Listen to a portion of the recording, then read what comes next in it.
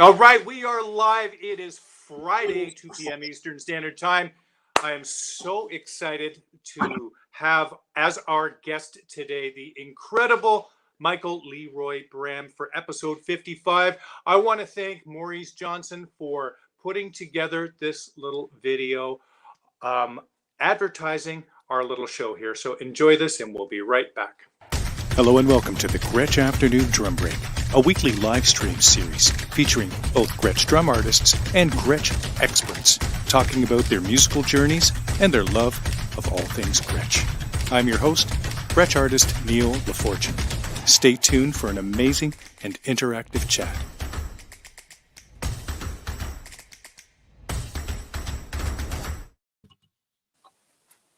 All right, we are back, ladies and gentlemen. All the way across the airwaves somehow. I don't know how that works. We have the incredibly talented Mr. Michael Leroy Bram. Thank you for joining us, sir. Thanks for having me. Hello, everybody out there, whoever's there. What's up? Yes. Can you hear me okay? Do we have some volume happening?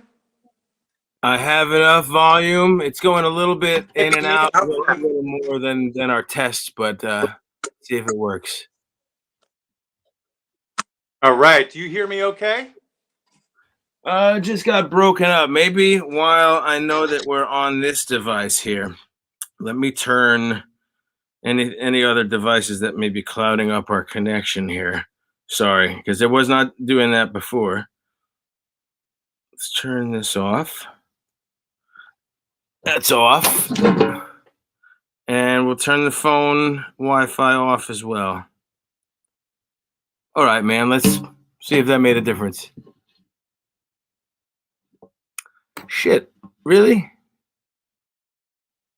Where'd you go?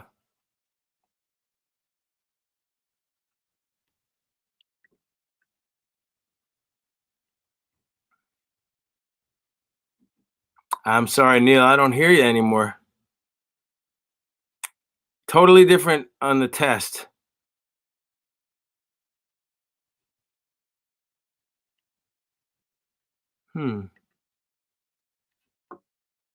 Audio.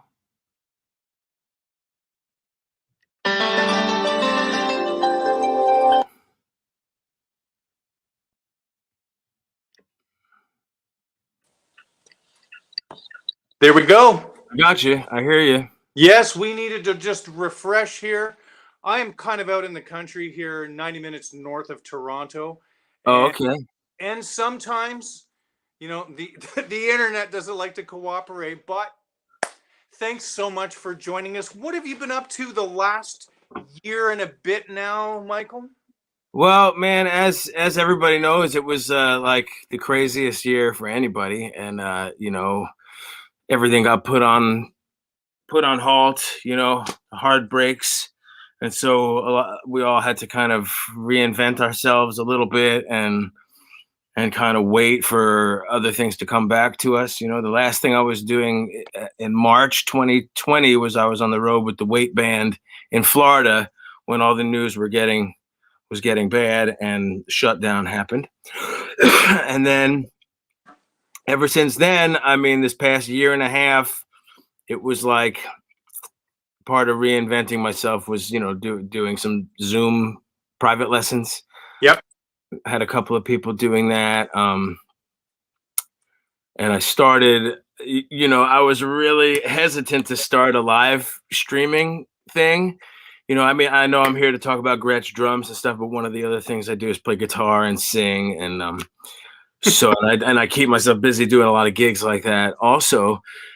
So I was really hesitant to do a live streaming thing. It just felt funny, not the natural environment, and kind of feeling like I don't know, maybe needy a little bit, but I don't know. It was weird, but it was like what everybody was doing, you know, and so like other things, I'm like, well, you know what? If people are doing it, it seems to be acceptable. I mean, I'll throw my hat in the ring and see what I can do. And then I was learning like the technology of how to make something sound good, as opposed to just using your iPhone mic, So I got that dialed in, and I started a series called Live from the Vintage Basement, Facebook Live every Wednesday night at 8 o'clock.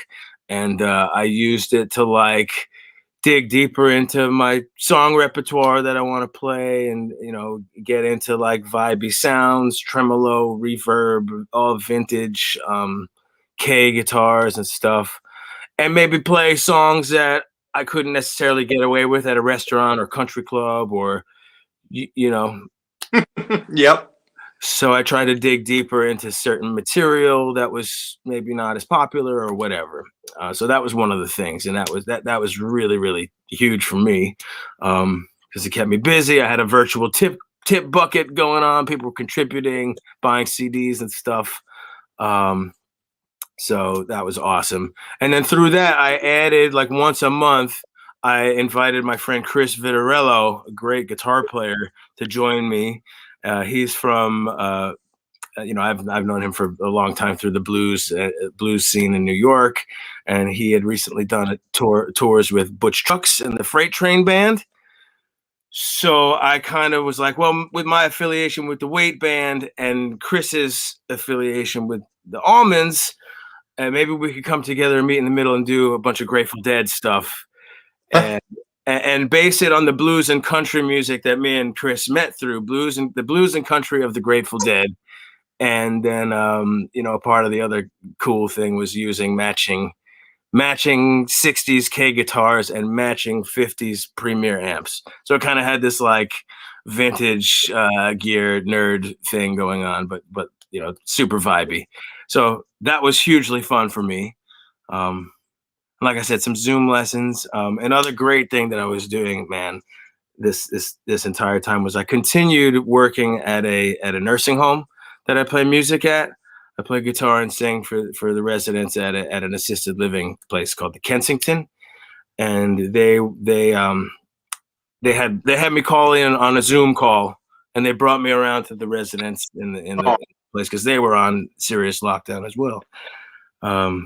Incredibly rewarding,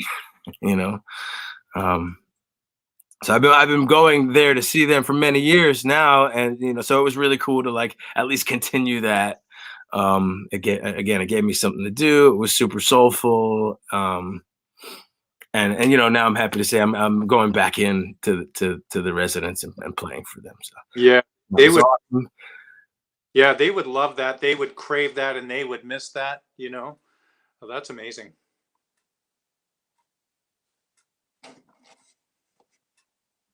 We're getting a little choppy here. Got me? I do. There we go. All right.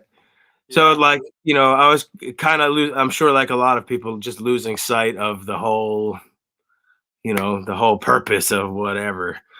And now I'm going through this list, and it's making me feel a little grateful for the I have this list. I did some shit this year, which I lose sight of that, because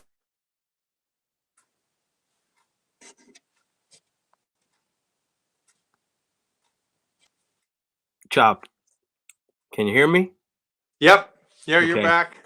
So the Weight Band released a couple of live records, live in Japan, which featured Paul Barrere and Fred Tackett from Little Feat, which was like a huge honor for us, and the record came out awesome. And we also released an album called Acoustic Live, which was recorded at Big Pink and at Levon's barn in Woodstock. Wow. Another like mind-blowing honor. So those were recorded in 2019, but they were released, in 2020. And in addition to that, we started work on a new album in December of 2020. All new original material. It was produced by Colin Linden in Nashville, really, really well-known, a Grammy-winning producer, like super awesome. And it was recorded at the Clubhouse in Rhinebeck, world-renowned studio. So that was freaking awesome. also with the weight band, we did two videos that were to raise money for the Bardavon Theater, which is a theater in Poughkeepsie, New York, which is like, we're based in the Hudson Valley of New York. Poughkeepsie is like right in the heart of that.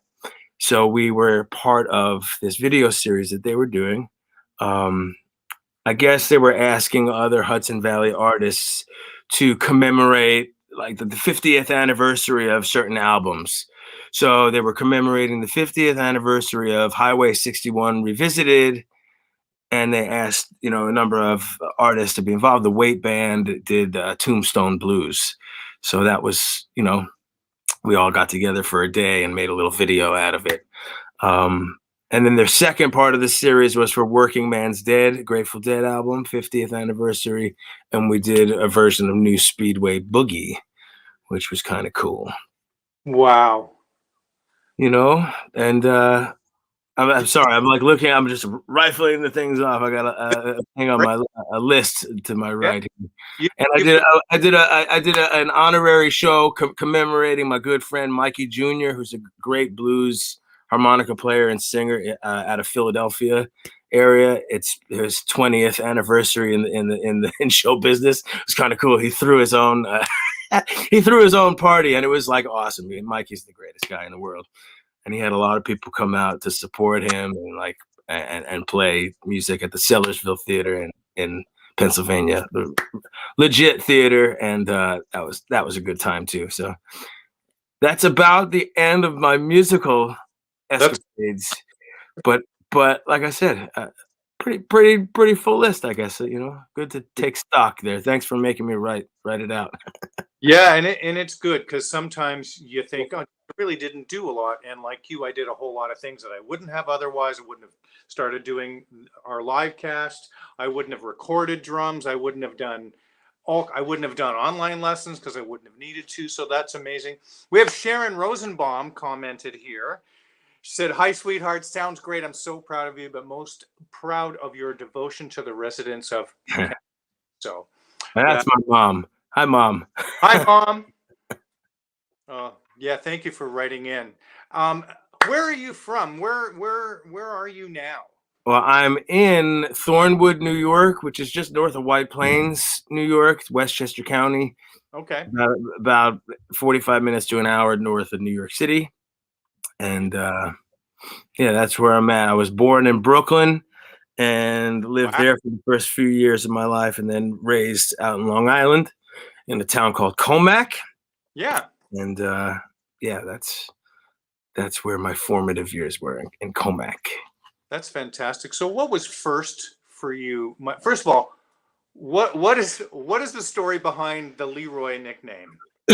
Well, I mean, it's not much of a story other than, it kind of makes it funny. My friend Mr. Butt, that's right. That's his nickname. We were walking around in a snowstorm, and I think at the time I was listening to like Parliament Funkadelic, which and the way I write this story is like it's two Jewish kids from Long Island, like kind of strutting down the street, and maybe I was singing some Parliament Funkadelic thing. He said, "You're Leroy," and it stuck, and and I was 15 years old, and that's it. And I guess the best part is that the guy, Mr. Butt, coined the name, and Mr. Butt is short for Eric Butner. That makes sense. Yeah, Mr. Butt, the infamous. That's fantastic. We have some other folks from New York State. Tony Memento from Comac. Yes, sir. Good old friend, super talented, amazing photographer. He did all the photography and art for all of my records that I did independently.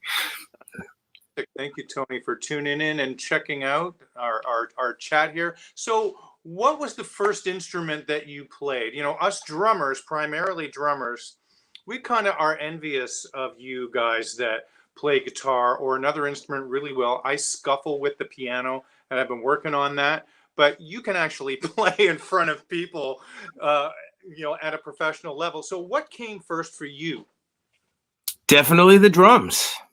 Right on. Okay. How old were you? My first instrument, my first love in music.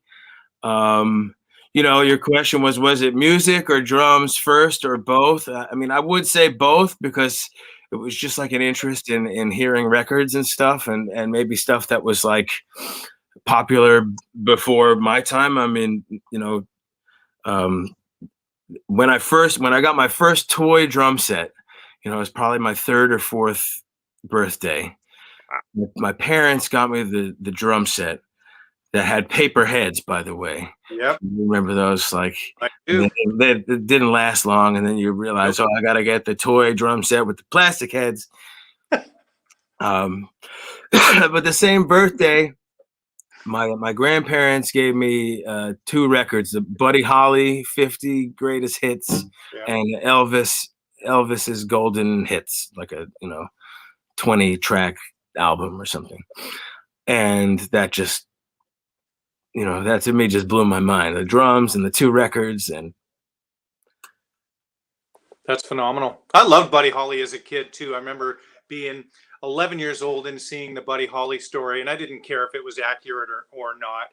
And I had older siblings that played instruments, but man, just that music, for some reason, I don't know why, and it still touches me. I still love that stuff, and Elvis as well. So, and how old were you when you got those records? You were like a really little. Oh yeah, like 3 or 4. Like preschool, pre-kindergarten. Definitely. And then yeah, man, pre-kindergarten. So how did the drums? How did you? Okay, so you got. I assume that you broke the paper heads like I did pretty quick, and noticed even at a young age that they sounded terrible. And then so you got right. And so you got a drum set. And so what was the next drum kit, and kind of how was the learning process for you? Well, the first actual drum set, after like moving out of the toy zone, like when it was like my parents were, all right, maybe he's gonna actually take lessons and do this. We should look into a beginner type drum set. And I'll never forget it. How could you? I lived in Comac, New York. So like historically for New York, Comac was the home of the Long Island Drum Center, which in this area, I mean, that's like central to the drumming community. They had a location in Merrick also, but they had one 5 minutes from my house. Oh, dangerous. So that's where I was brought to, get my first lessons, my first drum kit, CB 700, with camber wire cymbals, and those. I wish I could hear what those sound like. Like terrible, I'm sure. It sounds like this is in the 80s, correct? What's that? Sounds like this is in the 80s. Yeah, probably like 83, 84, something like that. 6, 7 years old, something like that. And so the Long Island Drum Center, man, was amazing. I mean, they held clinics with the best drummers in the world, and they were I don't know whether the sponsor for the first Buddy Rich Memorial concert, but I mean, it was right there.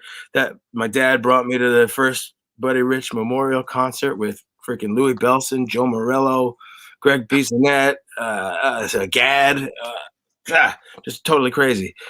But to hear them tell the story, it's really hilarious. I was probably, like I said, 5, 6, 7 years old, little kid, super little kid. And they brought me into Long Island Drum Center, and it was in the heyday of the 80s and hair metal. And the guy that they were gonna sign me, they talked to the owner of the store, and he'd be perfect with Mark Edwards. Mark is great with the little kids. And Mark was, like 6 foot beanpole, tight like leather pants with crazy curly hair. And, my folks weren't exactly sure, like, oh, should we be bringing him here? Is it a good environment and everything? And it turned out to be an amazing environment, So Mark Edwards was my first teacher, and led me to another teacher, Bobby Rondinelli, who's really well known. Long Island rock and roll drummer, played with Sabbath and Blue Oyster Cult, and at the time he was with Doro Pesch from Warlock. So I was like, my teacher's this famous metal drummer, and Bobby was awesome. And I wrote in my notes here, one of the things that he told me, he was a great teacher, and where is this? I don't necessarily need to see it in my notes, but one of the things he told me, one of the stories, was that he had auditioned for Kiss. Kiss was looking for a new drummer after Peter Criss, right?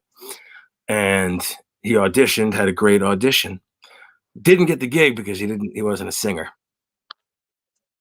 Oh no.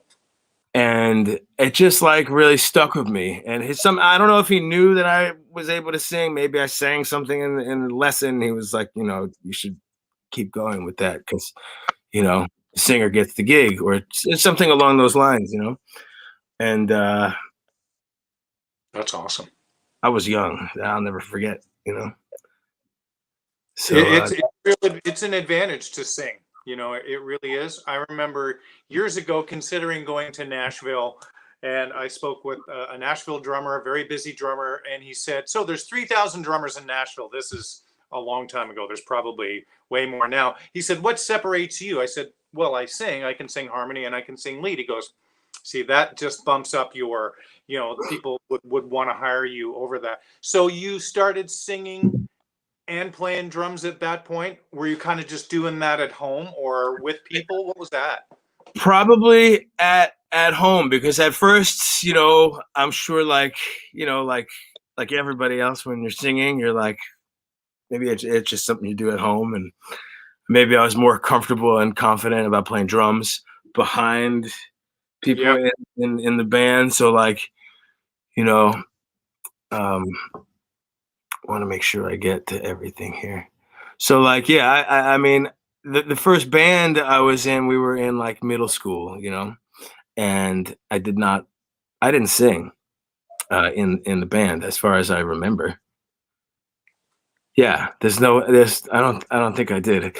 But with the middle school let us play at our graduation. So here we are, 8th grade kids, like 12, 13 years old, playing Freebird at the graduation, and with a totally epic guitar solo at the end. And the guitar player was pretty good. We were pretty good for 8th grade.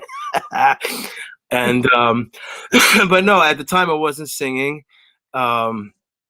But one of the things I wrote here in the notes to the questions that you gave me in advance, thank you, by the way, for that, because it got me to think about all this, is that with that particular band in 8th grade, is that I remember like recording rehearsals of the one song that we played. And then like literally picking it apart with giving like dynamic instructions of like what was good or bad. This was awesome. You ramped it up here. Do that. Or oh, you missed the chord change here. I don't know what my notes were. It would be like hilarious to read them back. But I picked apart my own playing, picked apart the whole band, and whatever. I don't know. I think that just it screams to my future of what was going to happen, Wow. Now, at your lessons, were you reading? Were you doing technique stuff? Were you doing drum kit stuff? Were you doing all of that? Yeah, probably all of it. I mean, all the stuff that everybody does. I mean, at the first, I just remember the teacher writing stuff out and being like, I know this means something, but I can't read it for shit. It doesn't make any sense. I don't know when the connection was made, but probably when it was, maybe somebody broke it down and just said, here's like a snare drum piece, Right. And so like for the first little bit, maybe I was like learning by ear, like the drum teacher would play something, I'd be able to pick it up. He'd write it out, but it was more like, you know, I could pick it apart by ear. And then somewhere, you know, a couple years in, maybe it came together. And um, I know at some point after Rondinelli, I moved on to a teacher that was more into jazz music, and he got me into the classic books, stick control and syncopation, and all the different applications that you can do. Who was that? Who was the That teacher? was Joe Rendy, who was a super nice guy, and I remember seeing him. Like we were super proud of him. I went to go see him play with like Lionel Hampton Orchestra or something. I think post Lionel Hampton's death, it was one of those things where they keep the name going, and we went to go see him play big band music. Over my head at the age I was at, to be honest, but Joe was the first person to turn me on to that kind of. I guess I got more serious about my reading, doing NISMA classes. And I'm sorry, not NISMA classes, but NISMA was a state, I guess a competition of sorts. Like you'd work up your solo snare thing, your solo timpani thing, and it was all through the school system. Oh. And and that probably started. Yeah, now it's all coming back to me now. That's probably about 7th grade. When you start taking band classes, and those are guys I should totally give a shout out to. I mean, the guys I'll never forget: Mr. Nadeau, Michel Nadeau, 7th grade band; Mark Burr, 8th grade band; 9th grade band was Gary Greenspan, and then 10th through 12th grade band Peter Brash. And so these guys are like, yeah. I lost touch with basically all of them, but the memories, and that's where it all started for me, and especially with the reading. And I guess that got applied to drum set stuff because I took it. I went to Purchase College, which is a New York State school started as in the percussion department. Classical percussion was my major for a few years, and contemporary percussion. And then I got invited onto it was kind of clear that I wasn't exactly right for the classical department. Like I enjoy the contemporary kind of experimental music, but I wasn't much of a marimba player or reader in that regard, Right. And then it got to the point where I had to have my shit together for like a junior recital. And I just didn't, I just didn't at all. But along the way, I was playing in bands and like being involved in the third floor had a studio composition program, and I was hanging out with those guys. And somewhere on my college form, I filled out an interest in popular music or jazz as well, right? So they put me into a jazz solfege class. Oh, cool. So being in that class and hanging out with those students, and like I had a great relationship with that particular teacher. So when there was like a summer long transfer program over to Pijota, Italy, where the students from Purchase College, they would send a jazz program over, and we would study for the summer over there. And the guy who ran the program, Doug Monroe, approached me and said, Peggy Stern, who was the solfege teacher, great piano player, Peggy says that you're really great in her class, and we feel like, maybe this is the right way for you to go. You should look into coming to the trip. And then I had a couple other friends, the guys in my high school, not high school, the guys in my college band, the Hounds of Whoop-Ass, they were going to go. And I guess I had like fear of traveling, or I was like, no, it's not for me. I was like, and then my father basically was like, you're going. What's this I hear about Dan and Jason are going? You're going. So, okay, I went. And that was the start of like, we were doing jazz, like swing and samba and bossa nova stuff. at the time. We went over with 2 drummers. So it was me and my college friend Ryan Cavan, and he was already a jazz major and had a few years in the program. Excuse me. So he had a basic understanding of the swing feel, and to me, I didn't at the time. It was like a square swing feel. And so they kind of assigned me all the Latin stuff, like the bossa. So I learned the bossa and samba patterns. Peggy is a freaking master at that stuff. So it was really cool to do that and learn. But otherwise, I had to like watch Ryan and pick up his swing feel. And then at the end of that trip, I decided to make the switch to be a jazz major in college. And so from then, yeah, so I switched majors, you know, still a music program, but I added a year to my schooling, and then that's, you know, I finished with a degree in jazz drums. And I studied with Richie Morales for a number of years. No way. Yeah. That would have been unbelievable, man. That would be a great bunch of stories just in and of itself. That's phenomenal. Now, I don't even know where to go with that because I had no idea. I do a fair bit of research on everybody, but I didn't delve into too much of, because there wasn't really much of that online to find out. It was basically your musical experiences.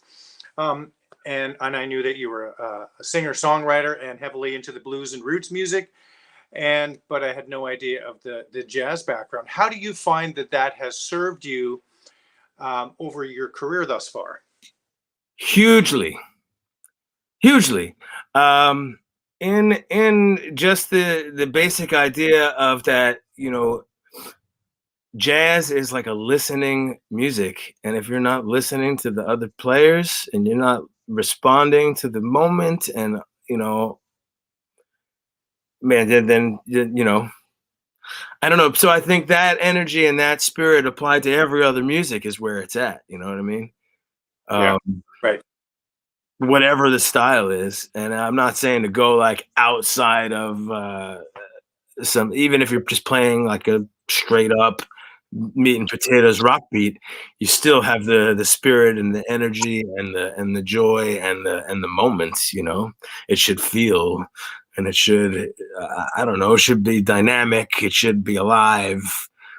Even if something's like rehearsed, like, and you play it 1,000 times, there's still nights when it's like sparkling, you know. And so you know that there's a difference if you're listening and tuned in. So, but without the jazz, without jazz music, I think is pure is so that. I was just thinking the other day something was really annoying me, and just everything's just so noisy, noise. Everybody's competing for airspace or whatever, and like, you know, the thing about jazz is it teaches you to shut the fuck up.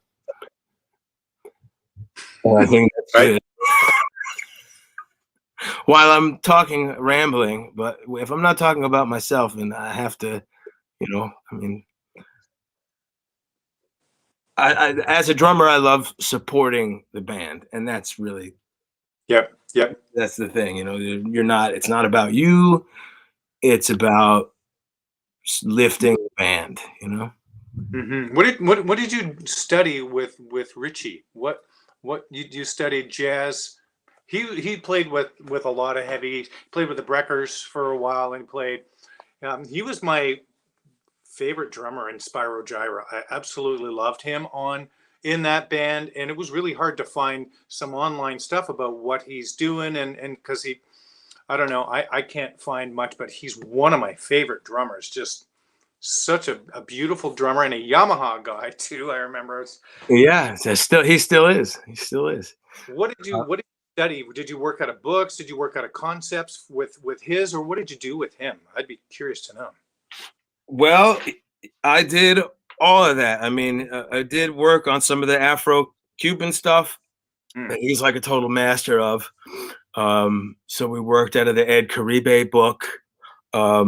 We did a bunch of stuff out of the David Garibaldi book because, you know, Richie's pattern sticking is sick. And also I was really into Art Blakey, like in jazz school. That was like my guy, you know?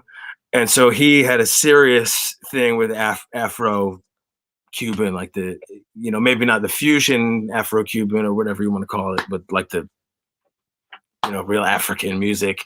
And Richie just, you know, is right in there. So we picked apart a lot of the Art Blakey stuff.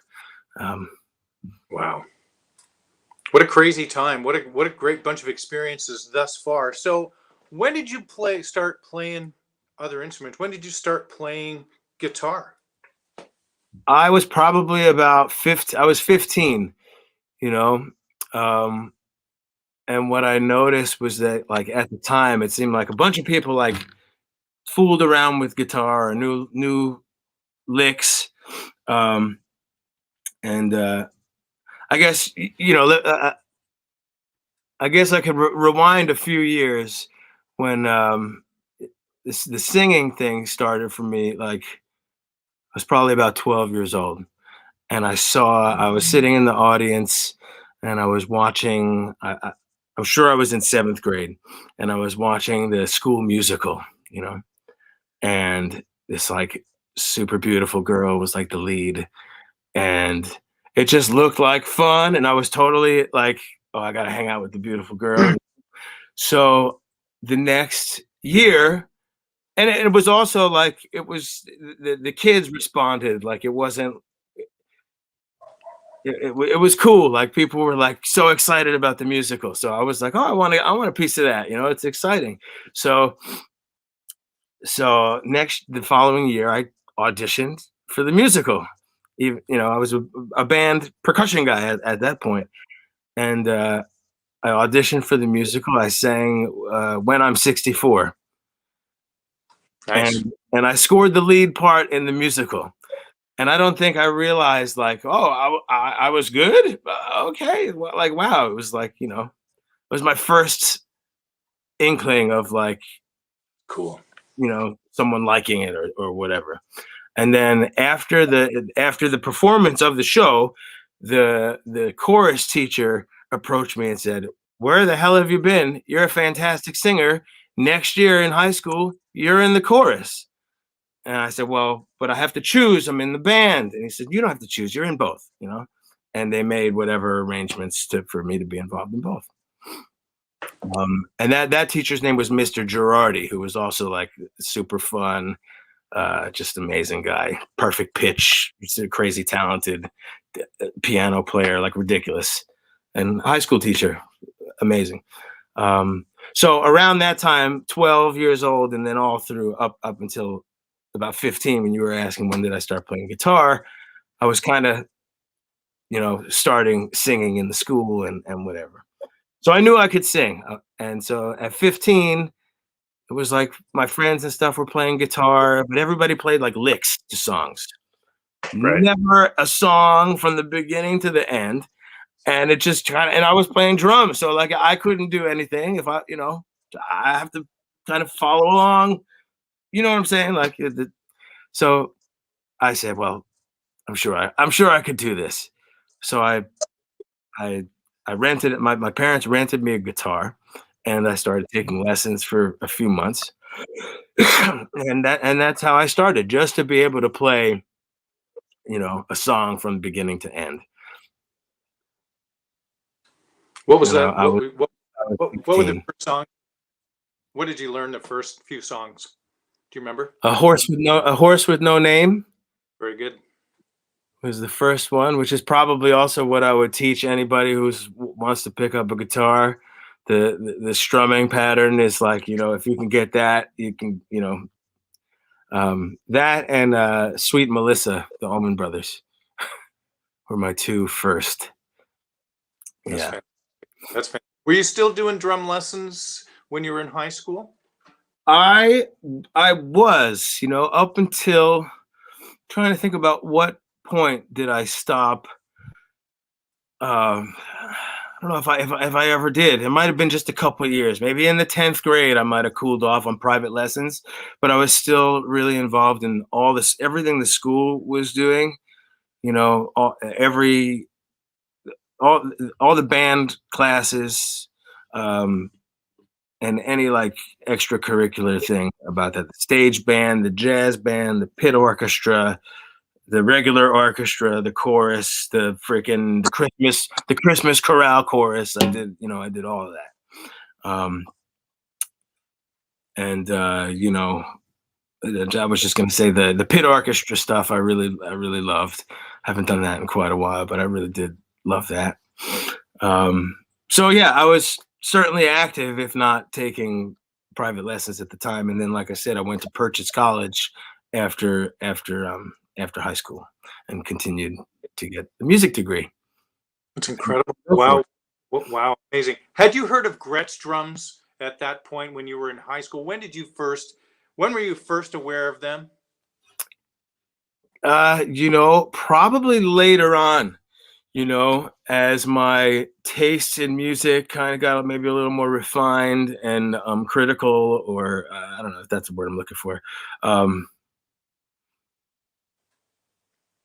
When I started getting into more like earthy tones and finding out where that was coming from, maybe after jazz, seeing Elvin Jones on some Gretsch drums or something like that, and then hearing the wide open sound on the Blue Note records, or when they record those jazz records and you get the sound of the room, and it's like, right. I think maybe around that time. Something special. And when did you actually play Gretsch drums? Do you remember the first time that you played them? Totally. Yeah, it was actually like I'm a late comer or late bloomer to the Gretsch thing. Because I was on the road with Mraz, and Mark Nelson, who was a Gretsch rep at the time, came to see Mona Tavakoli, who was the percussionist in the band. She was involved. Why was Mark there? Was Mark also working for Roland at the time? Maybe it was like part of the same music group company, So Mark was there to see Mona, I think, about Roland stuff, but he specifically asked me. He said, "How come you're not using Gretsch?" And I guess this is kind of interesting, maybe stuff that like people want to hear about music business and music industry stuff. And I don't know, like I'm freaking learning the whole way through. I don't, I never got a guidebook. I had to like handle certain shit. And so I was a Yamaha guy, and I was with Yamaha basically because they have a great association with Mraz as his own thing, and Mraz's company, right? So, they outfit his tours with keyboards and all this stuff. So when it came down to it, it was like, well, we're going out. I was just fresh into the gig, and I was like, Yamaha, yes, great, and of course, Yamaha, great, good for Richie Morales. And good for Steve Gadd. Shit. Okay, great. Right. So, and I used Yamaha for quite a while.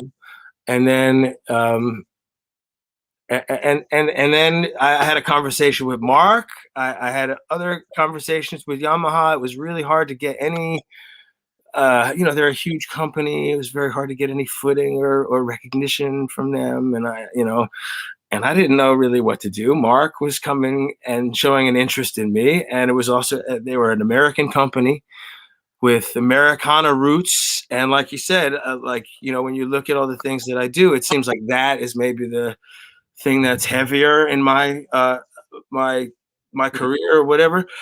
So it just seemed like more of a natural thing to go with, like I said, that dark, woody, warm tone that Gretsch is known for. Yeah. So it wasn't easy. I had to send an email saying, hey, and it's all like, it's a closed industry. It's also another thing I'm learning. Like, oh, I hope I handled that right. Joe Testa, who's now with Vic Firth, was with Yamaha at the time, and there were another couple of guys, and I had to tell them, I'm not. I'm going to move on. Thank you for your support." And they were kind of surprised, and I said, "Well, it just seems like a good move for me." And I apologetically moving on, and that's the scoop with that. And to be honest, I had to do it for myself because the front of house engineer for Mraz is diehard Yamaha and has great relationships with the company and the people. So I didn't want to like ruffle any feathers or like, screw anybody's relationships up or like make myself look bad in any way either. Right. So anyway, just an interesting learning experience that I won't forget. And another one of the things is like, I'm not like very active in like the NAM thing or like the even online content as far as a drummer. I'm not like doing that all the time. And I know like the companies are looking a lot for that. And so I don't know. I don't know where exactly I fit in the whole thing. Like I said, I'm just figuring it out and just kind of just trying to stick with what I know and what I'm good at. And but to answer your question with the Gretsch thing, Mark Nelson, 2012, I was with Mraz using Yamaha, and he approached me and they made a great offer and said, well, we'd like to set you up. And I was doing, like you said, I was doing a lot of Americana and blues at the time, and I was like, this is the right move for me. So, what was the first Gretsch kit you played? The Gretsch Brooklyn Series kit, which I got, and the first gig that I used it on was Madison Square Garden. Oh, nice. So talk about a memorable, joyous, boom. Like, oh man, king of the world at that point. I feel so good. That's unbelievable. What finish? What are the sizes? I love all this drum geeky stuff.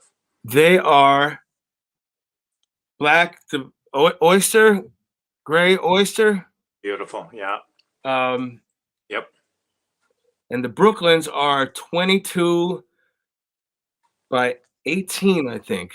Yep. Pretty deep bass drum. 22 by 18.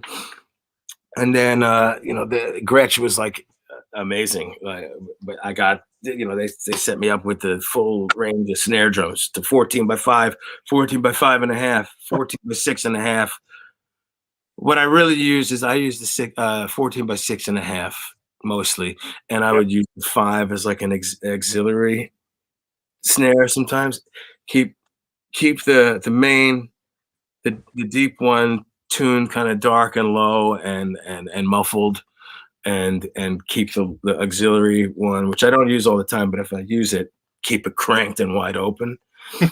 and then I typically use like a Levon Ringo setup, with so bass drum, snare, one rack, and I actually use 2 floor toms. So I add the 16-inch floor tom to the side. So what do I have? I have 22, 14, 12, 14, 16. That's basically the thing. Simple. What was the front of house guy like? Have you used those with Mraz? Yeah. The Brooklyns? Yeah. The Brooklyns I use with Mraz. I honestly think it might have just been the MSG show. And then when we went back out, since those were my personal drums, and then there was like a cartage thing, and they were like, "Yo, we'll just get other drums from Gretsch, and we'll figure it out. We'll keep one kid over at Jason's." And what was the kit? Do you have a Renowned kit? I saw one. That's what it was. Thank you. The Autumn Burst kit, the Autumn Burst color. That's what it was. It was a Gretsch Renowned kit that I used on the road for a while. I don't even know. That it kind of all blends together. I'm not sure which tour that was. But the last tour that I did with Mraz, 2018, 2019, those 2 years, I bought a broadcaster with more traditional sizes, 22 by 14 on the bass drum. And still the same kind of thing on the snare, 14 by 6.5 deep, and 12, what 12 by 12, 14 by 14, 16 by 16. Yeah, the broadcasters. So I have the broadcasters and the Brooklyns, and I have varying sizes of bass drums. I have a 24-inch Brooklyn bass drum if I want to do like the wide open Bonham thing. I have an 18. I got an 18-inch broadcaster for jazz gigs, and I can kind of mix it up. And another one of the things I didn't want to forget to talk about is the Swamp Dog snare drum, which that's another thing. If I get the opportunity to use that on a gig or recording, that's what I use. It doesn't always cut, over like a loud band. It has to be the right situation. But certainly in like recordings, that it gets me as deep and as dark as I want to go. You know what I mean? That's awesome. 8 by 14 mahogany, is it? Yes.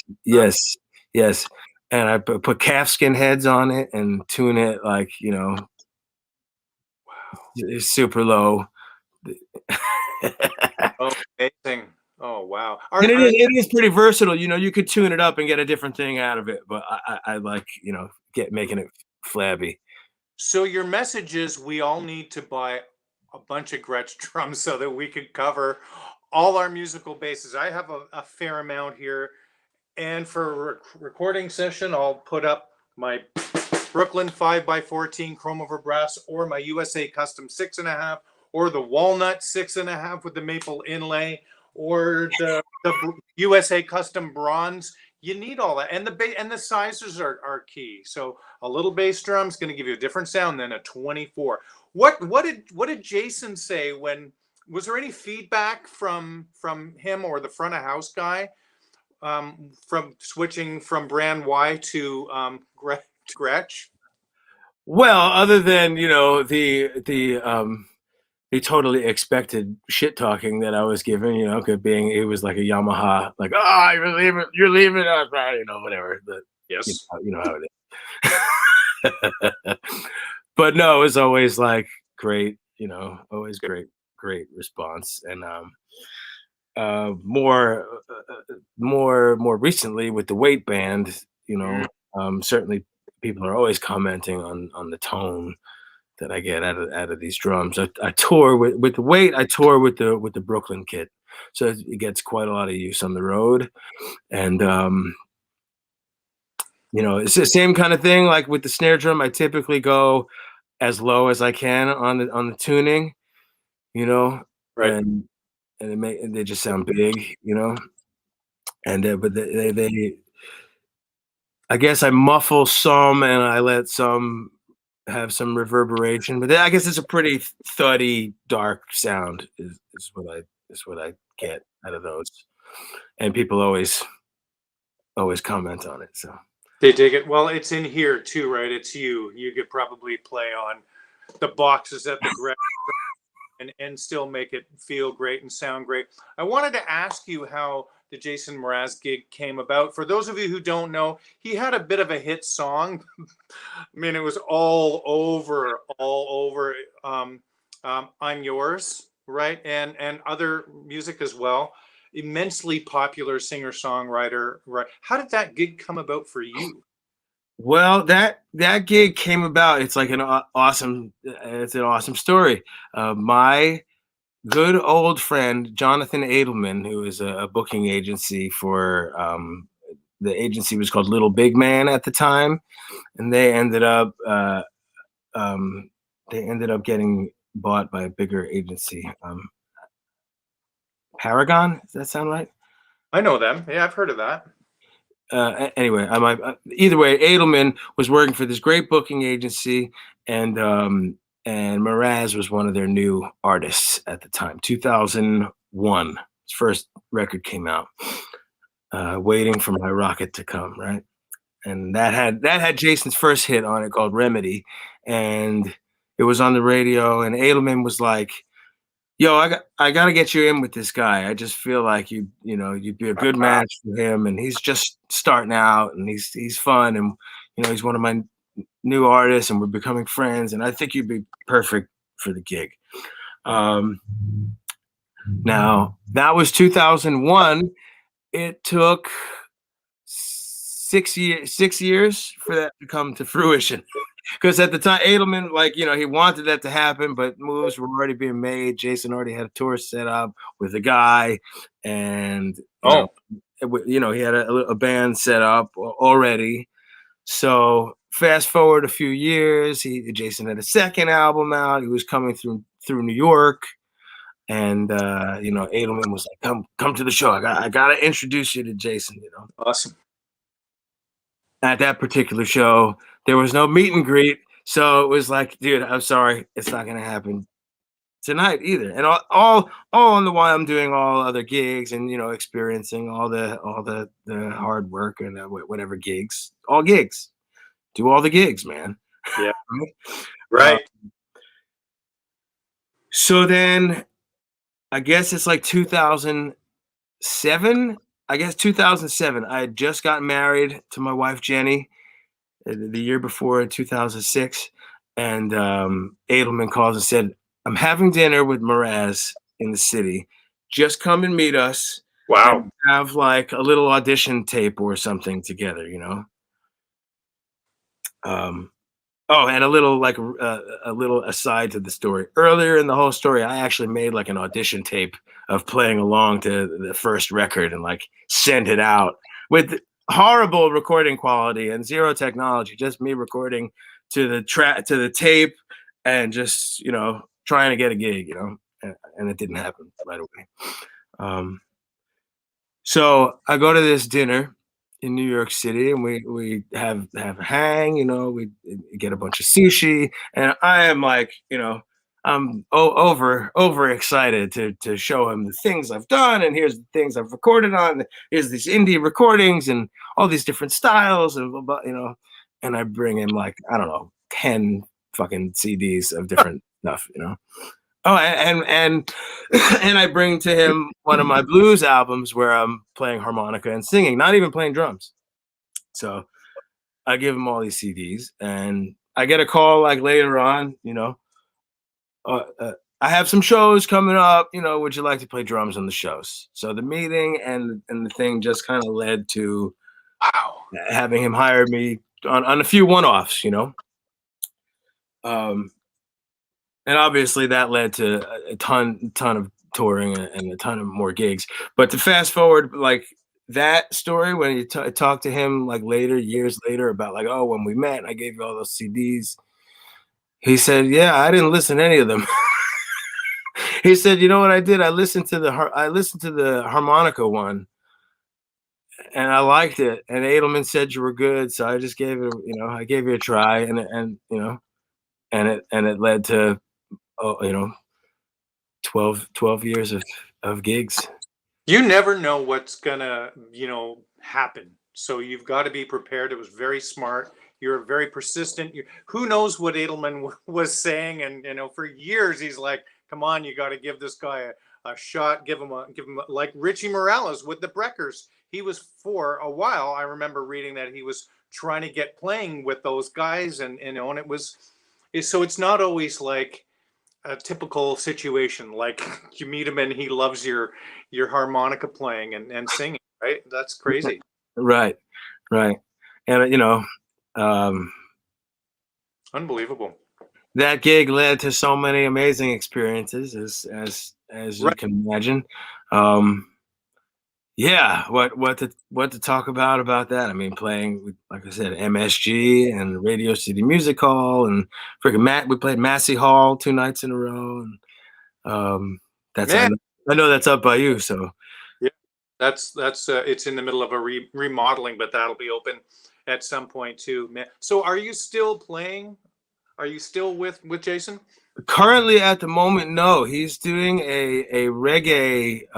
He put out a reggae album, I guess, like just before the pandemic, or as the pandemic was hitting. He was putting that out. He was kind of working on it and recording that while we were on the road doing this other, you know, support for his previous record. And So he's using a producer from Easy Star All Stars, and I guess they have like a production team Yep. already set in place. And this is also interesting music business stuff to talk about because it's not necessarily easy. It's not easy to like experience or talk about or like feel. It's a little weird for me to not be there because I want to be there. You know what I mean? On that, Right. to be frank, like perfect, to be honest, I have experience in doing reggae music, and have a vast collection of reggae records, and made the point to like learn a bunch of that shit. But I think it comes down to maybe locale. They got a guy out in California who's affiliated with the producer, that does the thing. Right. And also, to be honest, I don't know.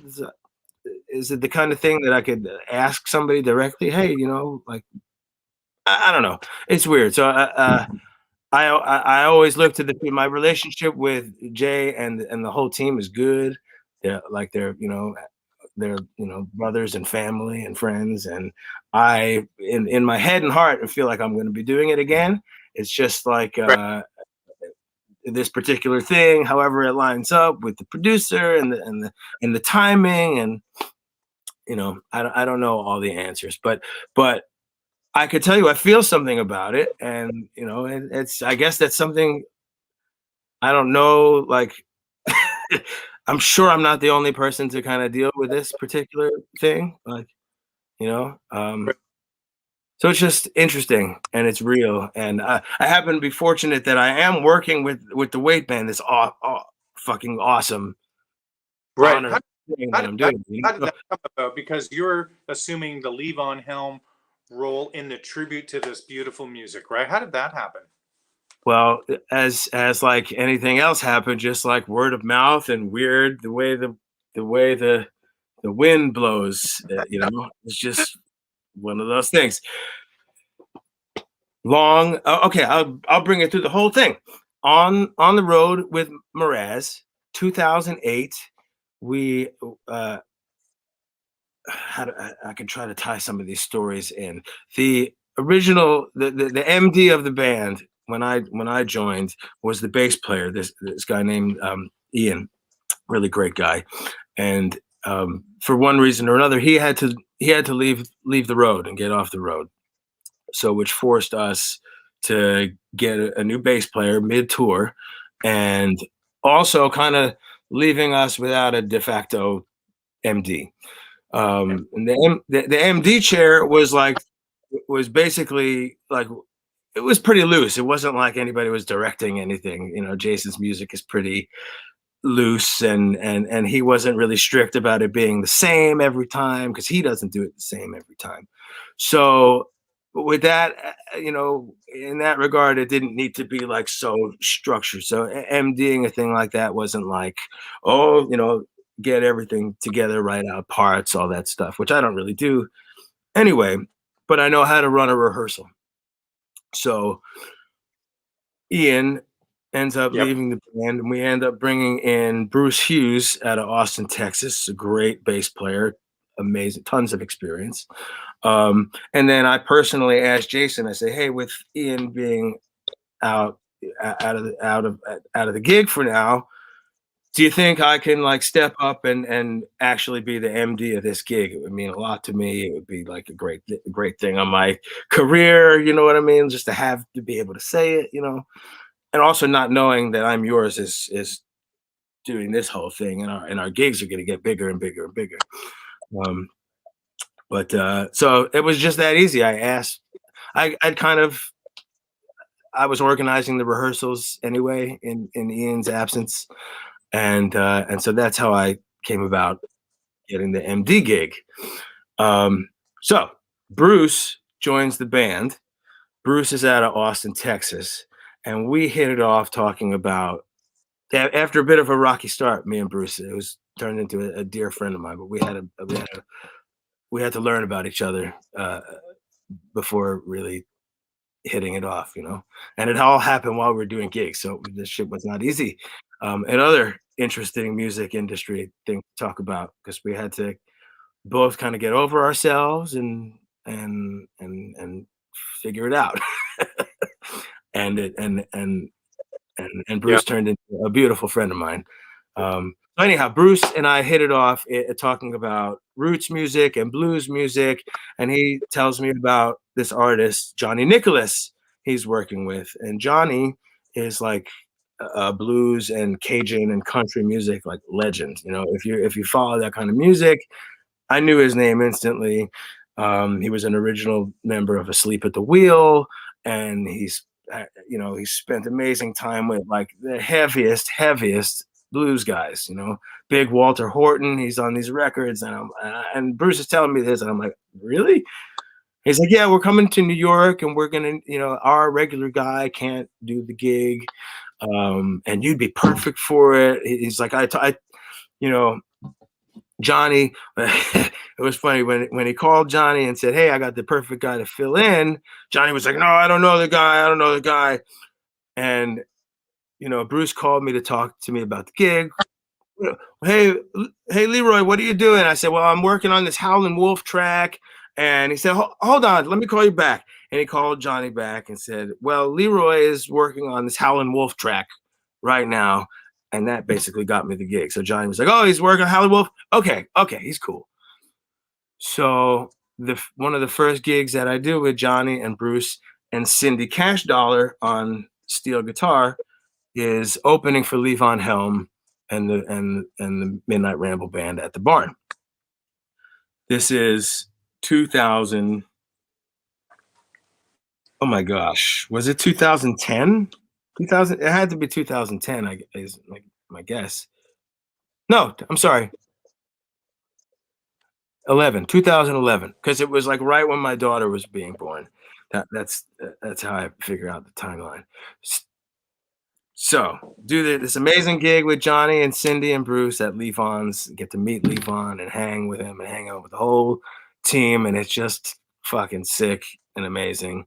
And before that I had the experience of seeing shows at Levon. So I knew what it was all about. And to now be like a part of it was like, oh my God. I was looking forward to the whole thing, just looking forward to the gig was exciting, So, okay, do the gig, and then now fast forward to after Levon's passing, and it leaves like a hole in that whole scene. I mean, he was employing a whole team of musicians. It was a whole scene happening every week, different guests.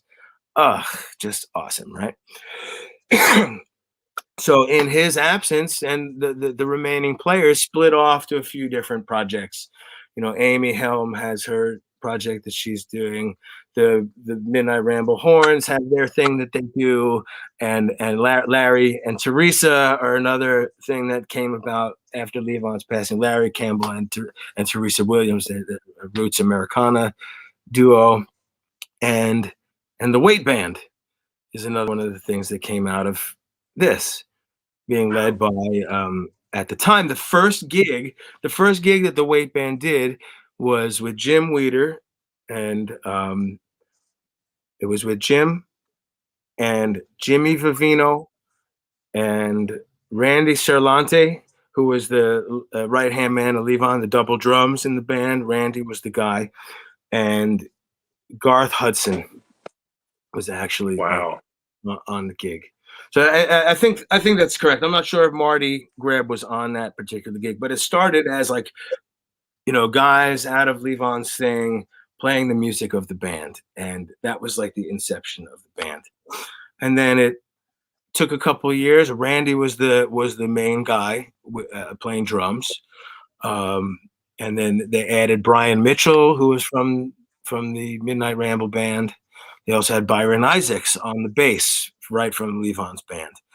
And then it kind of organically changed around. Byron ended up getting a gig with the Lumineers. So now he's an official member of the Lumineers. Which of course is so then enter Albert Rogers, who's the current bass player, who is old friends of Jim's, and used to live in Woodstock and played on a bunch of Jim's solo stuff. And then, fast forward to a time when like Randy decides I just don't really want to travel so much anymore. And the band was doing a bunch of stuff and he didn't really want to be on the road. And they're searching for guys in the area. And I guess Jim asked Cindy Cash Dollar, do you know of any singing drummers that you think can do the leave on thing? And she said, well, call Michael Bram. And so I got a phone call from Jim Weeder, who had never heard of me, which of course, why would he? But I freaking know who he is. Fantastic. And I'm like shitting myself. He's telling me, and I also following the story. I know the Weight Band is working. I know what they're up to. I'm like following them on Facebook. I see what they're up to. I'm a fan. Right. And so he said, well, listen, this is what we're doing. Randy's going to kind of be cooling out and we need a guy. Do you think you can do it? And I'm like, fuck yeah, I can do it. Just dying inside, like, oh my God. Just to play that music, feel like it's an honor coming from guys that actually play with the guy, and of course he's like one of my main heroes. I've emulated him in spirit even before this, so yeah, pretty cool. So I was instructed to make a video recording of me singing and playing the drums, and he said specifically, now don't fluff it, play it. It's like quote unquote, don't fluff it. This is Weeder talking. Don't fluff it. It's hilarious. Yeah, and I went to my friend Dave Gross's, who helped me put like a more professional thing together. He had a camera, he had good audio. I have a good rehearsal space set up here, but I don't have like studio equipment. I got all the instruments, but I don't have the right mics, and that's just not kind of what I do. So I had to go to friends, and he helped me put together this thing where I played Don't Do It, Up on Cripple Creek, and Life is a Carnival, Okay. And I got the gig, man. Unbelievable. And how many gigs a year would you play with the Weight Band? Oh, I mean, I never really counted, but quite a bit. I mean, their goal was to do like 8 to 10 a month. We're not like the kind of group that like goes out and like supports a record for a short amount of time. We work like all year. Yep. And we try to also like, I'm the youngest guy in the band. Yeah. So we don't necessarily want to be out for like too long. 2 weeks is like our longest stretch, but we'll do like, fly into a certain region, do 4 or 5 nights, come back, be off for a week and a half, off for 2 weeks, go back out, do, So, I mean, say like 100 gigs, and that's phenomenal. Yeah. Awesome. And I mean, we've done, like I said, do all the gigs, and in our conversation before that, it's like not all glory. I mean that, and it's true. Like on my own personal thing, you do like smaller gigs within the Weight Band. We do some gigs that were like, all right, let's get this done. But then, we played in Japan with Paul and Fred from Little Feat, and we're going back. We did a European tour that was like super rootsy, but we did it, and it was on our own. We got there, we did it, and the biggest, my God, the band is sick, dude. We've done some great shit. Yeah. We played at Carnegie Hall as Arlo Guthrie's backing band. So we played. He gave us an opportunity to open the show. So we opened it with our own stuff and some classic band stuff, and then was his backing band with his family, which was amazing. Yeah. And what a journey. Yeah, super fortunate. A lot of times it doesn't really feel real until I'm forced to like take stock of it. So thank you.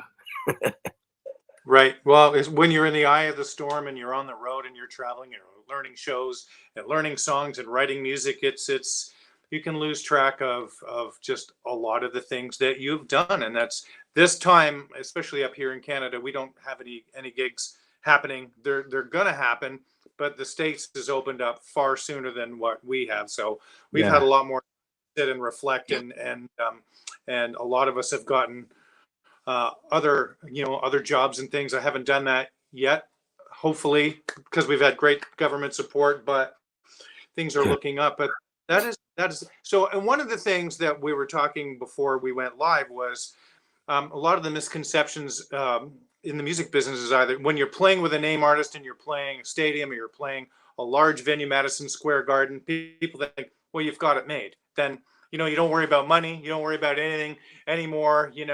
But that's not the case. So you always have those are fantastic experiences as well. And sometimes that's the goal, is to have those upper echelon gigs. But a lot of the smaller type gigs are the ones that you're going to remember for the rest of your life, right? And touch your soul a little bit more, and maybe are going to be the ones that are more true to your personality, your musical vision anyway. So Well, yeah, sure, man. I mean, I just uh, like I said, you do all the gigs and you do them right. all, you put your soul into all the gigs.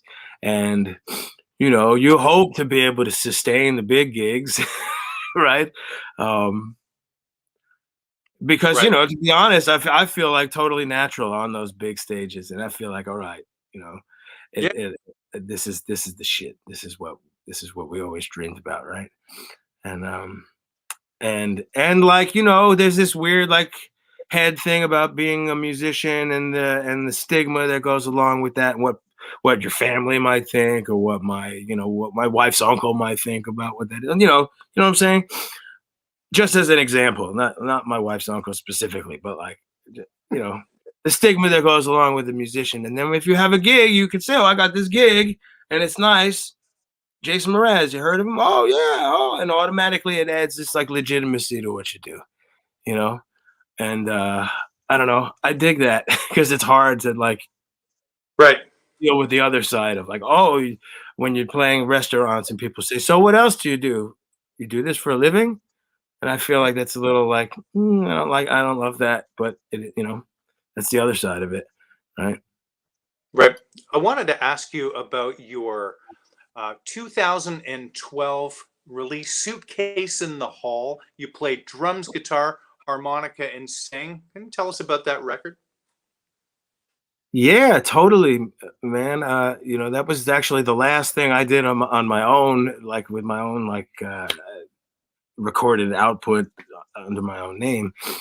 But I had done a couple of like I had gotten into I'd gotten into blues and country music and blues harmonica, and kind of thought like I was definitely adding that to my thing. But I for a little while I was doing like blues gigs and only playing harmonica and singing and leading a band and doing stuff that was like straight blues.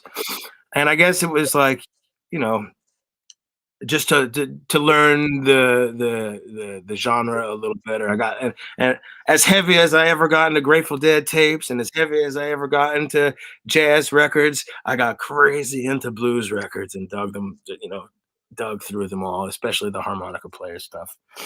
And so I did a couple of albums where it was like straight up live in the studio, not much preparation, just live blues in the studio, and they came out good, good energy and stuff. But I wanted to do, and through playing those gigs, I met other guys that I really admired, and I started hanging out with these guys that I really looked up to, Chris Vitarello, Dennis Grunling, who's a Mhm. fantastic harmonica player, Dave Gross, who is Right. an upcoming young guitar player and producer, and so and through hanging out with like Dave specifically, I got into these records by T-Bone Burnett, like the production of T-Bone Burnett and the production of Joe Henry and, you know, Chad Blake and some of these guys that did like, it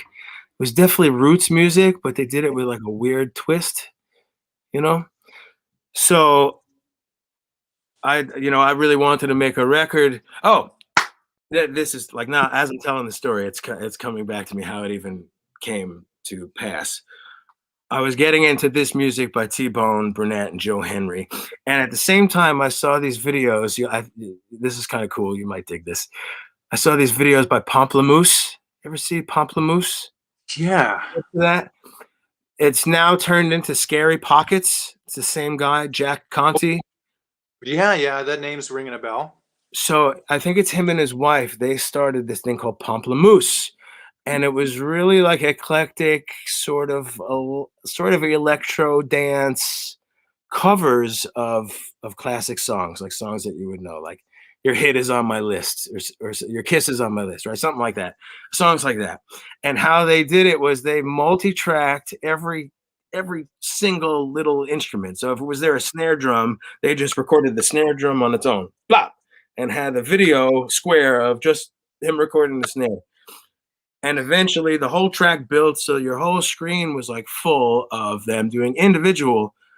So it wasn't like if there was a drum set thing happening, it wasn't a guy playing drum set. It was like Jack playing hi-hat. Right. And then Jack playing 2 and 4 on the snare. Everything recorded individually. Oh. And it blew my mind. I just loved that idea. And you know, like I said, I'm not like a studio I don't have the gear to do a studio thing. So I was getting into GarageBand or whatever, or I heard they made their recordings on GarageBand. And I said, well, what if I do like a T-Bone Burnett kind of swampy, ethereal, bluesy roots thing, but do it like they do and just record. I just record the bass drum in the closet, and then I'll record the snare drum, and I'll just record each thing individually. I'll overdub all my background vocals, and I'll just basically record myself however many tracks I feel like adding, you know. And I layered it and made it, you know, kind of psychedelic and a little weird, and it was fun, you know. And I took that concept over to Dave, and we turned it into a real thing with full on performances. Not the same concept of like each individual thing, but I did try to record as much of it on my own as I could. So like I did all the rhythm guitar tracks, I did all the percussion, all the vocals. I didn't have anybody sing with me. I just overdubbed my own thing, and yeah, it was basically out of this blues and country thing with some T-Bone Burnett influence, and you know, I try to make like a gumbo stew of what all the music that I like. And you know, the liner notes, you know, there's some liner notes in there that kind of explains the whole thing. But that's what I try to do, bring all the influences together and make it vibey. And where can we get it? We'd love to get some of this music. Well, it's definitely on all your regular ways to get it. You can download it, iTunes, all that stuff, Spotify, right, blah blah blah. But you can order it directly from me and my email. I mean, that was one of the things that I've been doing for my Wednesday night show. I put up the virtual tip bucket sign, and then I say, hey, I really appreciate your support. If you like the music, I have 3 records under my own name, and you can buy all 3 for $25. Just, you know, drop into the PayPal and then leave your address, and I sign it, I mail it, you know, super roots. I love that. I'm going to do that because I watched I think it was from June of last year when you had your friend playing guitar and there was no instruments after 1965. I really loved listening to that. I was getting ready for my day out here, and I'm just listening to this going, this guy is talented. They're both amazing. And you know what? The production sounded really terrific too. It wasn't, Yeah, it sounded really good. The guitar sounded phenomenal. The vocals sounded great. I recommend. So what YouTube channel, where can people find you to watch some of this stuff, or is it a Facebook page? Yeah, that's definitely on my Facebook page, either under Michael Leroy Bram or just Michael Bram. I share it to both pages. Yeah, and that sound is definitely an extension of the sound I was getting on the Suitcase in the Hall record, which is like at this point it's almost 10 years ago. I haven't moved on from that sound quite yet. It's still like a lot of tremolo and reverb and Yeah. ethereal, or and then I try to mix in all the things that I like. And I watched a YouTube video of you playing with Jason, and he brings you up front to sing a song. He goes back and plays drums, and you played a really terrific song. I got to get a new job. I howl Yes. at that. What's the story behind that? And did you do that song every night, or did you make up something? Yeah, I kind of figured that. That wasn't part of our regular show. It was actually like a special. It was the show was on Labor Day, so Right. we had a conversation on the bus about like what's everybody's like not shittiest job, or like what other job did you do that wasn't music, And I think that the hearing aid story is hilarious, because I was doing at the time I was doing a lot of local gigs and totally disenfranchised and thinking like this is going nowhere. As much as I love it, I don't love the gigs that I'm doing, and my wife's uncle, oddly enough, I brought him up before. I don't know why. Excuse me. My wife's uncle offered me a job working for his company, Miracle Ear, where he owned a franchise of Miracle Ear, which, as a side note, it bothered my stepfather to no end because he was an audiologist that like went to school for audiology and fitting people with hearing aids, So I went through like the quick training, 6 months and you're out there selling, that kind of thing. And he was like, "Oh my God, Michael, how could you be doing that?" It's hilarious. The whole story is hilarious. So drummer, and I was young. I mean, I don't know. I'm 44 now. When was I selling hearing aids? I was probably 25, So your clientele is old. And I'm 25. What the hell does this kid know about hearing aids? And I'm cranky and I can't fucking hear. And you know what I mean? And I know that I was just meant to play music and like feel that whole thing of playing with people and getting, sending out a spirit and getting it back. I mean, that's the whole thing. That's the whole thing, right? Yeah. Sending out a spirit and getting it back. That's the whole thing. And so sales of something, it just was like so foreign and so not aligned with my whole whatever I wanted, with my heart and everything. And I don't know, I woke up like in a panic one morning, like hysterical crying and like panic attack. And that was like, all right, well, you have to quit the job and then continue on your path. But along the way, like doing the Miracle Ear gig was when I started writing that song, "Gotta Get a New Job," because that was hilarious. That was absolutely hilarious, and I was impressed that Jason seems to be able to play some time, which is, he's a very musical guy for sure. Extremely talented, and not everybody can do a solo gig. Jason can do solo gigs all year. He doesn't need a band. I mean, the band elevates his whole thing. I mean, it adds a lot of energy and all that stuff. But if you ever seen him play solo, I mean, he's an incredible solo performer and moving. He puts on a moving show, and so. And a lot of that is because he plays like great rhythm on his guitar just by himself. So he's got good rhythm.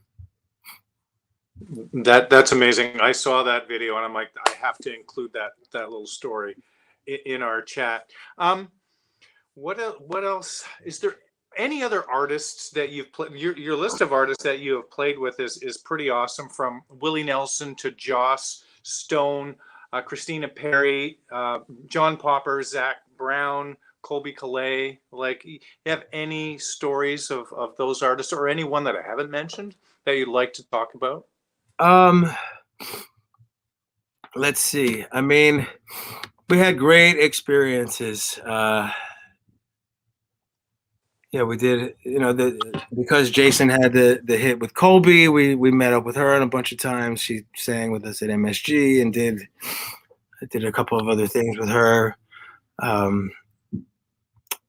Just trying to see who you wrote down. Zach Brown. We did a tour with Zach Brown in Australia, and at the time he was like hugely popular over here, but had never been to Australia. So they were our opening band in Australia, which was like, that's cool. It was hilarious.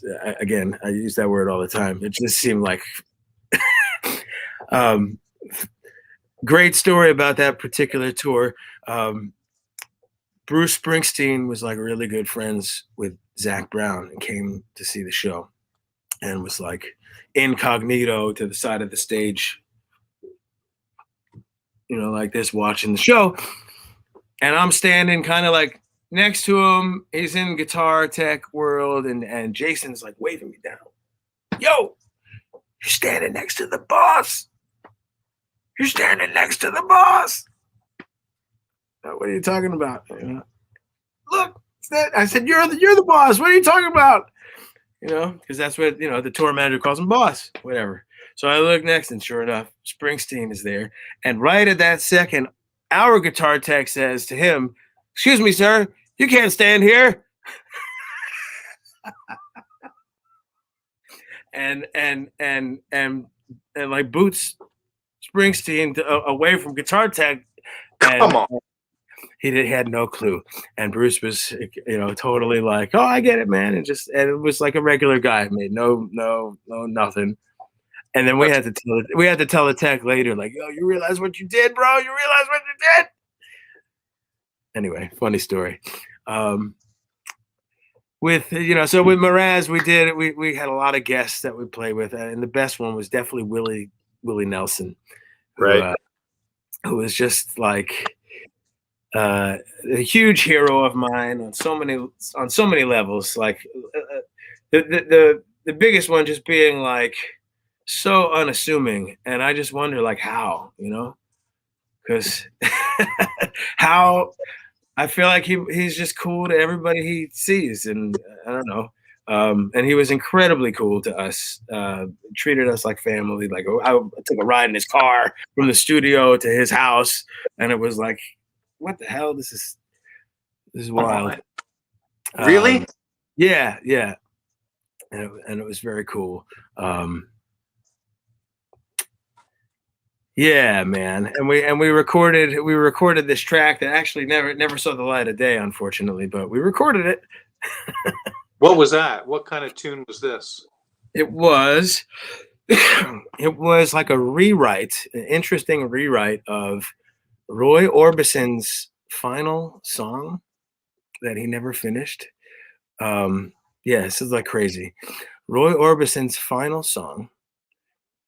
His wife had the music and the lyrics and whatever, and Bill Silva, who was Mraz's manager at the time, was very good friends with Roy's wife, and I guess she liked Jason, she liked his music, and she said, "Well, I'd love to give you this song and see if he could do anything with it."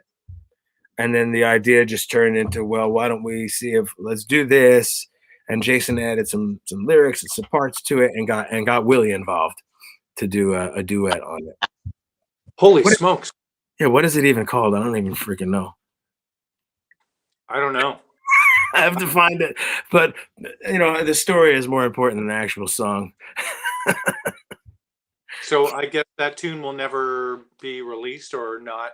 I have no idea. I have it. I definitely have it somewhere, because it's not something that I would lose. That's amazing. I have it somewhere. The word is love. That's what it's called. The word is love. And of course, perfect because it's Jason's whole thing, you know. And that was What an um what an unbelievable bunch of and you're only 44. I mean, it's good that you started this journey young because you've got a lot of years left, and whatever happens is going to be great. And you got to make sure you document a lot of this stuff because you don't want to forget certain key things. It's really important to keep I that alive. I try to take photos, you know. Yeah. So like along the way on touring, I got into photography as an amateur, but I got like really into documenting where I was and trying to use whatever free time to like try to take artistic photos. I mean, if you know, I got really into that for a while. So sometimes I think about like pursuing that a little more. Um, you know, I would take the opportunity to bring my camera everywhere, and then we'd play on festivals, so I'd get an opportunity to sit in the pit with the photographers and try my hand at music photography. So I've done some of that, and I certainly love it, and I feel like there's a connection there. Being involved in music, I could kind of, I don't know, I'd love to investigate that a little more. Um, but you know, for the future, like, you know, one of your questions is what's coming up? What do you look forward to? Mhm. Um, you know, the Wait Band has some dates, like as you say, hopefully in Canada things are going to open up, man. We're starting to see like this Yep. slow roll of new bookings coming in. Um, so that's Good. exciting. We look forward to all those gigs that are coming. We're going to Arkansas to do this Levon Helm Memorial thing. They're honoring Levon. I don't know all the details about it, but it's a Levon Memorial thing in Arkansas in September. Tomorrow, actually, we're playing at the barn for an outdoor show, which is our first. It's our first public Wow. show in a year and a half tomorrow. So That's good stuff. Where in Florida were you when the COVID happened? I was in Florida March 2020 and had to scoot home. Where were you? where was the last gig? Yeah, you were in Not Florida thing? Yeah, well, we did Boca. We did the Funky Biscuit in Boca, and then we canceled, or Ponte Vedra got canceled, and then Bonita Springs was the You last were one. not far from me. I was just in Naples, and we had some things just get canceled, so we booted it back home. I hope you have some Canadian dates, or and you know what, too. Now that the border restrictions are easing, and I'll be fully vaccinated in August, so there'll be no trouble getting back and forth, which it makes us feel safe. I'd love to come and see you down at Lee. I've never been there. Oh My friend man, I know drummer friends have been there, loved it. I'd love to come and see that, and that'd you be a treat to see you, you and to see that, experience you, it. you gotta go. And let me also plug one other thing, because if the timing worked out for you, it'd be really cool. Every year, and this is one of the things that we're looking forward to, like now, 2021 and beyond, we do a thing called Camp Cripple Creek, which is Okay. like it's a music intensive, it's like summer camp week for, you know, for all ages, but it's basically an adult music camp. Anybody who has an interest in the music of the band or anything that's related. And we've had like a good stable of people coming back, return visitors, and it's a week of music in the Catskill Mountains, very near to Woodstock. And every year we have guests come and perform with us. You know, in past years we had Maria Muldaur, John Sebastian, Paul Barrere, and Fred Tackett. Um, and many others. You know, this particular year we have David Bromberg coming with us.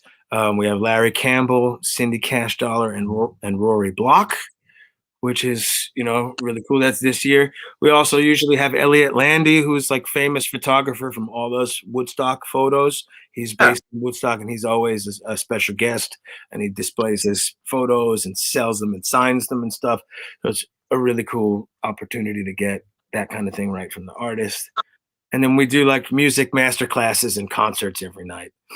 And What's the date for this? August 16th through August 20th of this year. But we do it every year. So That's phenomenal. I'll put that down in my notes here. That's phenomenal. it's Wow. very cool.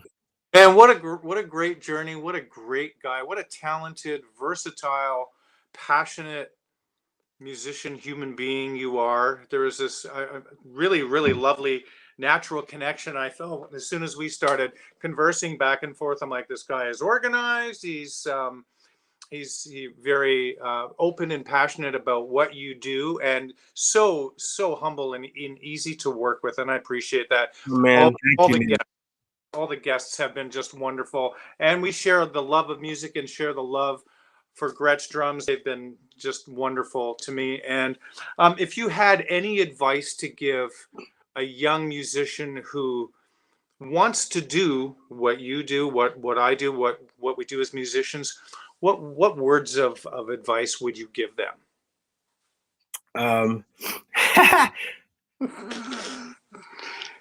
It's funny because I wrote the first thing I wrote was like a classic saying, and it just, don't take it the wrong way. You start in a van and you end in a van.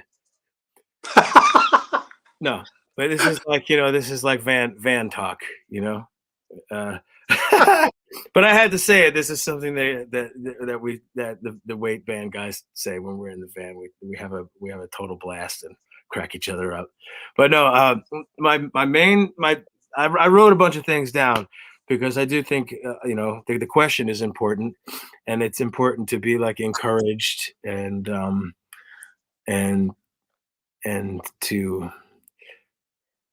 I don't know. Yeah. Basically, my first thing I said was listen to records. Do you see? That's insane. Listen to records. Listen to records, people. There's a few in there. Okay. That's my first thing. I feel like, I'm not like a technical guy, but I know I listen to a bunch of records, and I feel like that's helped me enormously to be able to play in whatever situation I find myself in. Try to listen to as many kinds of music as possible to broaden your tastes. And then I also said, play the fucking blues. LOL. Right. But seriously, play the motherfucking blues. Like play, and what I mean by that is like, if it doesn't have the grease or the,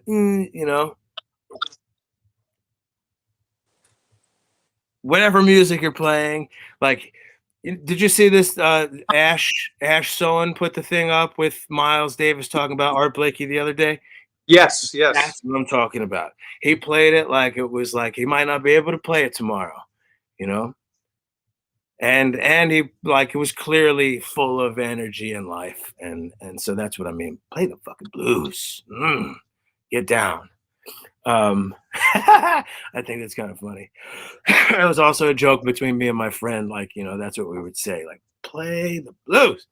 And okay, so here's a great thing that one of my teachers in college said to me that I always think about, and I forget all the time, and I lose direction or lose sight or whatever. There's more than enough room and gigs to go around, believe it or not. Good. There's more than enough room. You just, like, try to find your sound, try to listen to all the records and then put it together for your own thing, right? I'm still trying to do that. Never ends. It never ends. That's the other thing. It never ends. Do all the gigs, because just like you said, it's not like all glory. One night you're like, the last night of the big tour, playing to a lot of people, and then your next gig is at the restaurant in 2 days, and it's a completely different thing. So do all the gigs. Try not to say no, but learn when to. Oh, that's good advice too. That's good advice. A cutoff point at some point, right? Yeah, because everybody's heard of like the exposure gig. Where's your cutoff? And then a guy that I went to school with always says, know your value. Again, I'm still trying to figure that out. Keep up your relationships. That's another one, which is like, it's personally, that's a challenge for me. I always like mean to do better with it, you know. I've had, like, I wrote all this down because I wanted to make sure I said all this. Through the whole journey, I've had a lot of people I've connected with, right? Amazing experiences. When the gig ends, it's like hard to stay in touch. The gig is kind of what keeps people like all together doing the work, and you're traveling along, and then it kind of, if the last gig of the tour ends, and then everybody goes their own separate ways, and it's just tough to keep all the relationships going. But you try, and so I guess social media makes it a little easier. Those people that I love, they know that I love them. I just like, it's hard to pick up the phone and keep in touch with all the freaking people that I love, and I'm constantly wrestling with that. So I hope anybody who's watching this like knows that I'm always, I need to talk to this person, and it's just a lot. Yep. Yeah, man, that's a lot.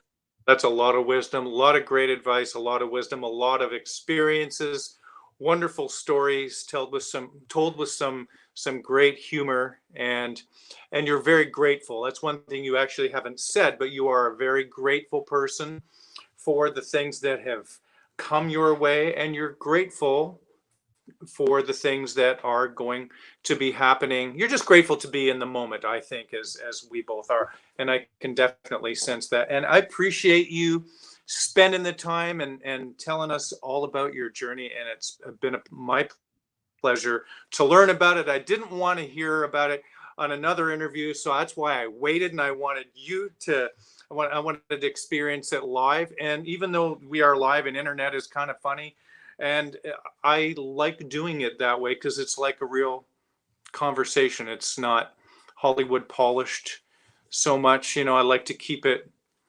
that's me, brother. That's me. That's me all the way. Not Hollywood polished. You make me laugh, man. You make me smile, and man, really funny. We're definitely got to meet in person. Absolutely, man. The honor. It's a huge honor for me that anybody is interested, let alone someone that's like interviewed the heaviest cats on Gretsch. So I feel like it's kind of a wow moment for me. Thank you very much. My pleasure. Everybody's in the same situation. We play music and we love it. We play Gretsch drums, and I'm grateful to Fred and Dinah and Andrew Shreve and everybody at Gretsch USA, everyone at the factory. So, and thank you everyone for tuning in for episode 55. We're going to be back next week, 2 p.m. Eastern Standard Time. Everyone take care, and we will see you soon. Yeah, man. Thanks, Neil. You're welcome. Thank you, everybody.